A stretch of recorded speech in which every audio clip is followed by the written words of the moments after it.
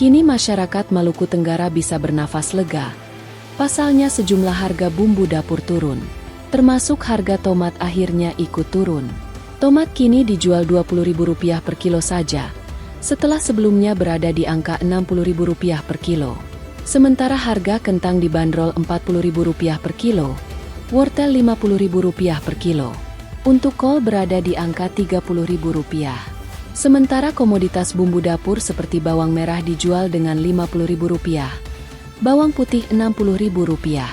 Sedangkan, untuk cabai rawit dijual dengan Rp55.000, cabai keriting Rp50.000.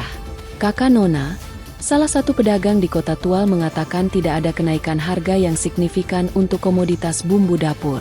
Menurutnya, diprediksi hingga akhir bulan harga tetap stabil, karena memang masuk ke musim panen petani lokal.